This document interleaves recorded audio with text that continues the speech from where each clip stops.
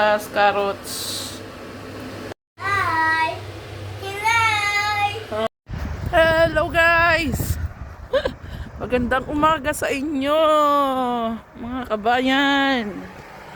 So today is another day. Pasok naman tayo sa part-time kahit Sabado. So ayoko sana guys mag part-time. Kaya lang kahapon wala akong kita. Kaya kailangan natin kumita today. Pang ano yan, pang palengke natin. Para tomorrow, Sunday ay pang palengke. May nagpapabook sa akin ng cleaning. Mamaya daw hapon kaso ayoko nang kunin. Ayokong i-force yung sarili ko guys. Das magkakasakit ako. Ayoko. Mas lalong wala akong kikitain.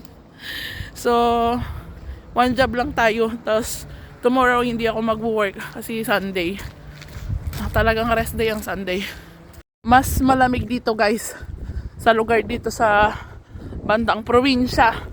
Kasi wala na tong, hindi na to sa pinakang city. Ang lamig ng hangin dito. Ano yung kamay ko. Wala akong gloves.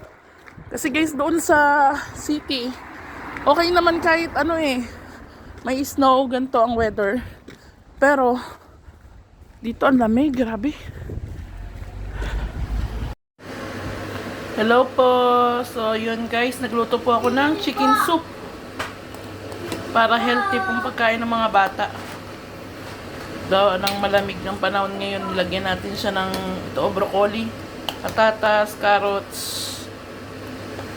Para sabaw-sabaw. Kahit ayaw nila ng gulay, sabaw okay na. May sustansya pa rin.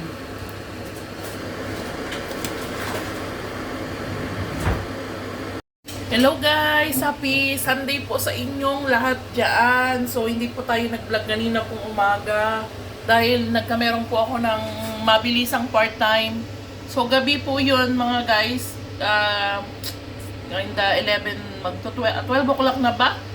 Igising pa ako kasi nanonood ako. Kasi natulog po ako nung after, di ba nag-part-time po ako ng Sabado. So nag-idlip po ako nung pag-uwi ko. Tapos nung mga tulog yung mga bata, ako naman lang di makatulog kasi nga natulog po ako. So yung kaibigan ko nag-message sa akin na baka kung pwedeng kung available ko bukas, pwedeng maglinis ka dito sa bahay. So sabi ko, available ako. Kaya lang, may plan talaga ay hindi talaga mag-work kasi Sunday. Kaya lang, hindi naman siya mahirap na trabaho, which is Pilipina po yun na nagpapalinis sa akin ng kondo niya. At madali lang po yung lilinisin, magdadusting ka lang doon. Yung CR, ganyan lahat. Is maliit lang pong kondo. Kaya, ayun, isay ko, sige, okay. Sabi niya, kaya mo ba pumunta ng 8 o'clock? So, sabi ko, hindi na ako nag-vlog kasi nga nagmamadali po ako. Kasi may bisita po siya, mag-budol fight po sila. Actually, nagbablog din po yun. So, hindi ko na magawa mag-vlog kasi nga kailangan ko ding bumalik agad. Kailangan ko matapos as possible na as in. Kasi yung asawa ko is pupunta po ng Uburi. Kung napapanood niyo po yung vlog ko na pumunta kami sa palengke. So, kasi nga wala na pong wala na kaming laman ng rep. So, yun, at least ginarap ko na po yung part-time kanina. Yun, nakapag-grocery naman po kami. Bali guys, 2 o'clock pa lang guys, tapos na yung trabaho ko. Tinulungan ko rin siyang maggayat-gayat ng sibuyas bawang doon. Saka yung mga iluluto niya sa pag-prepare. Para magluluto na lang siya. Bala ko sana siyang tulungan guys at pinapasama niya ako sa pag-budol fight. Kaya lang, mas kailangan ako ng family ko, ng mga anak ko. Kasi kahapon, nag-part-time din po ako Sabado. Tapos kanina, nag-part-time ako 5 hours lang naman. Saka madali lang. So yun, maraming salamat talaga kasi syempre may blessing yun. Hindi man tayo nakapasok nung Sabado, nung Friday, diba? So, Sabado at Linggo, nagkameron tayo kahit saglit na oras lang siya. So guys, may ibabalita pala ako sa inyo. Sa mga nasa Europe dyan na follower ko, totoo ba na yung Romania ay magiging part na siya ng Schengen country? So, paki-comment down dyan yung mga updated sa mga news dito sa Europe. Kasi bali-balita yun, mga chismis-chismis na, pero nabalita lang siya sa TV dito na this coming March na ma-approve na raw yung Romania para maging Schengen country, saka yung Bulgaria. Pero alam nyo na ang mga balita, minsan di naman totoo. Pero comment down below sa nakakaalam dyan kung totoo ba na ilang friend ko na kasi dito guys, nakakilala ko na tuwa-tuwa sila kasi makakapag-move na raw sila sa ibang part ng Europe. Matagal na nilang plano yun. Pero yan, comment down below guys, nakakaalam dyan. Kasi ako, hindi ko rin alam, wala akong alam sa balita. Nakikibalita lang din ako doon sa mga iba kong mga kaibigan. Hi! Hi! Oh. You shower? Nagligo po siya, naligo kami ngayon, kanina pa nagligo kami. Kasi guys, ako everyday talaga, promise. Dahil nga malamig dito, hindi ako lagi-lagi nagbabasa ng buhok ko. Nung summer yan, everyday ako talaga naliligo. Ang ginagawa ko, nag-hotbag lang ako, pero ang buhok ko, hindi ko talaga as in binabasa. Yun. Kasi nangyari na sa akin yan na hindi talaga ako naniniwala din sa asawa ko na kasi tayo mga Pilipino, diba? Everyday tayo naliligo. Ang ginagawa ko tasing naliligo, tapos lumalabas ako kahit nag-snow, yun. Tapos na dumating yung time na nagsakitan yung ulo ko, ilagnat ako, inubo ako. Yun yung dati pa yun. Pero kaya, kasi siyempre matagal-tagal na rin ako dito. So hindi ko na siya ginagawa. Kaya, ayan, ang hirap talaga pag winter. Mas maganda talaga pag summer, guys. Dami mong nagagawang activities, lalo na pagdating sa mga bata. Guys, may ano ako sa inyo, may chika ako sa inyo, no? May chika ako. Kasi, di ba, maraming nagsasabi sa akin na bakit di daw magpa-contract para pagtanda ko, meron akong, tama sila, meron akong benefits na makukuha pagdating ng panahon. So, matagal ko na siyang inaanap, guys. So, merong isang family na gusto akong kunin. Inuperan ako ng ganitong halaga. Pero tinanong niya muna ako kung magkano yung gusto ko. Siyempre, tinanong ako, sinabi ko yung ganitong amount. And then, hindi siya pumayag, hindi siya nag-agree kasi nga magbabayad pa raw sila ng tax. So, hindi kami nagkasundo guys sa presyo kasi yung presyo niya is kino-compute ko yung bahay ko is bahay at bills ko, pagpalagay na natin, basta umabot siya ng 2,000 lei. And then, syempre, yung pagkain pa namin, allowance ko sa transpo, mga kailangan ng mga bata, pagkain. So, konti lang talaga matitira ko. Pero may kontrata ako, meron akong insurance, meron akong tax.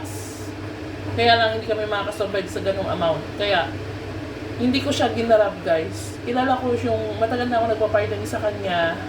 Pag kailangan lang nila ako, nagpa-part-time ako. Pag hindi nila ako kailangan, hindi sila tumatawag. So, nag-decide sila na sabi na, Rona, kasi kilala na naman namin ikaw. Gusto nila ako na kunin sana. Kaya lang hindi kami nagkasundo sa presyo guys. Yun, gusto ko lang i-share sa inyo ba. Kasi lagi kong tinitingnan kung yung, pag kasi guys, nagpa-contract ako, steady lang talaga yung trabaho ko sa kanila. As in, Monday to Friday, may work ako sa kanila. Yung mga part-time ko, mawawala na lahat. Kung tutusin, mas malaki talaga ang sahod base ng part-time. Kaya lang, wala ka namang insurance, wala kang kasiguraduhan, wala kang fixed na sahod. Kasi sometimes, alam nyo na, di ba, may nagka-cancel. So, dun lang tayo guys na wala tayong habol. Kaya, siguro may darating din time na guys na job na para sa akin na kasi guys meron namang guys dito na nangongontrata na nagbibigay ng contract, meron pang allowance, meron pang free bahay dito. Yung siguro swerte yan lang talaga dito guys, swerte-swertihan. Kasi guys may kaibigan ako dito na ang sahod na niya umabot ng 1,000 euro plus free bahay na condo plus may plus allowance, allowance sa pagkain, tapos may bayad pa yung pagpapalinis ng kondo niya. Yun yung pinagtatrabahuan ko, pinagpa-part-timean ko minsan. Meron din namang fix na 1,000 euro plus tax. Yung binibigay niya sa akin sobrang maliit lang, umabot na siya ng 700 euro plus tax. So napatak lang siya ng 800 euro yung parang gusto gusto magkontrata sa akin. Kaya hindi ako nag-agree guys. Kasi lugi ako talaga. Binigyan ko siya. Sabi ko, bigyan mo ako ng like 1,000 euro plus tax. Ayaw niya. So, okay. Yun. Wala nga naman guys, i-grab ko. Kahit sabihin mo okay sila, i-grab ko. Paano naman kami makakasurvive, di ba? Yun yung iniisip ko lagi na kailangan makalusot lagi yung bahay namin. Makalusot nga yung bahay namin. Kulang-kulang naman kami sa pera. O diba? Kaya antayin natin baka may dumating na mas magandang opportunity sa akin. And sobrang na-appreciate ko po yung mga advice nyo sa akin na mag-push ako, makahanap ako ng regular job na may tax, may insurance, para pagtanda ko is meron akong makukuha. Yun, tama po yun. Sobrang na-appreciate ko yung comment nyo kasi maganda talaga, malaking tulong yun sa akin. Eh, yun. Lagi po kasi ako nagbabasa ng mga comment nyo. Minsan nga lang talaga hindi na ako nakakapag-reply, guys. Minsan, guys, pag uwi ko na, nagbabasa ako, nakakatulog na ako. Yun. So, guys, nandito ako sa kusina yan. Nagpo-vlog ako habang nagluluto ako ng chicken soup with vegetable. So, tomorrow is may trabaho ako. Two job ako. Cleaning sa umaga from 9 to 1, 9 to 1, 9, 10, 9, 10, 11, 12, 1, 2, to 9 to 2, kasi 5 hours, and then 3 to 8, mamamalansya tayo. So, may nakuha po akong bagong part-time sa hapon. So, ngayon, gabi na tayo makakauwi. Ginarap ko siya, guys. 1 week yon na straight na may part-time ako na panghapon. Pero Tuesday wala, kasi wala daw yung panghapon ko. Parang may occasion sila. So guys, hanggang dito na lang po ang video namin. Video ko for today's kasi hindi naman lang kasama yung mga bata. So, si Daniel nasa kwarto. Nandun kasama yung tatay niya. So, maybe guys, one day mabibigla kayo sa mga pangyayari. It's a surprise, pero hindi ko alam kung basta. Mahirap na magsalita. So, yun guys, hanggang dito na lang ang aking video for today. And yun, don't forget to like and share this video. And syempre, don't forget to follow my YouTube channel. And syempre, our Facebook page. May Diary. Bye! Good night, guys! Yan.